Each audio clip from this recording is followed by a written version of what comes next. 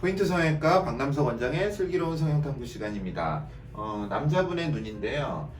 사실 눈을 자세히 관찰을 하면은 사람의 눈이 모두 차이가 있고요.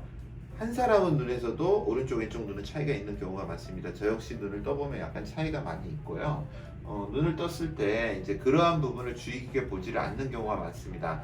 환자분들은 수술하기 전에는 자신의 얼굴이 굉장히 대칭적이고 뭔가 이상한 느낌에 대해서 분석적으로 접근을 안 합니다. 그런데 수술 후에는 모든 환자분들이 거울을 보면서 자신의 얼굴에 대해서 분석적으로 연구를 하게 되죠. 그러면 눈이 좀 짝짝이 있고 뭔가 다른 점을 발견할 수 있습니다. 의사가 환자분에게 수술 전에 충분한 설명을 하지 않고 또 충분하게 환자분의 상태에 대해서 논의를 하지 않으면은 환자는 수술 후의 모습이 모든 게 수술로 인해서 변화가 왔다고 생각을 하는 경향이 짙습니다. 그래서 이제 옛날부터 의사가 수술 전에 설명을 하면 설명이 되고 수술 후에 설명을 하면 변명이 된다고 합니다.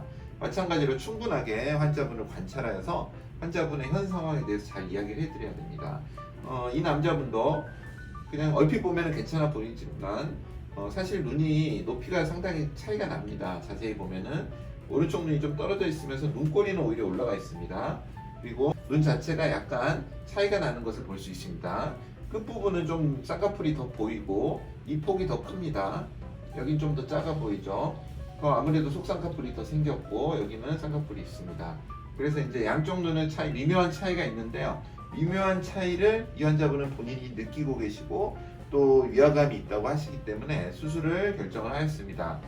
남자분이신데 원래 이제 저는 속쌍꺼풀로 라인을 만들고 눈만 크게 함으로써 무쌍 그러니까 쌍꺼풀이 없는 눈매 교정을 많이 하는 편인데요. 이분은 약간 낮은 쌍꺼풀도 어울리기도 하고요.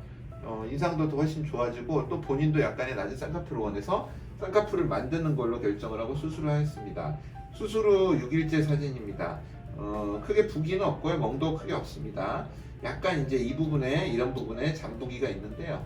그걸 제외하고는 거의 양쪽의 대칭이 맞아졌습니다. 부기가 빠지면 훨씬 더 시원한 눈매가 될 것이고 결과는 좋은 것 같습니다.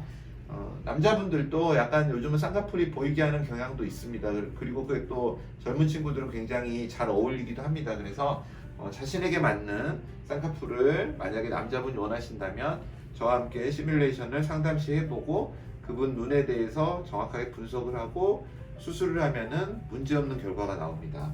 감사합니다. 포인트 성형외과 박남석 원장이었습니다. 여러분의 좋아요와 구독이 저에게 큰 힘이 됩니다. 좋아요를 꾹 눌러주세요. 감사합니다.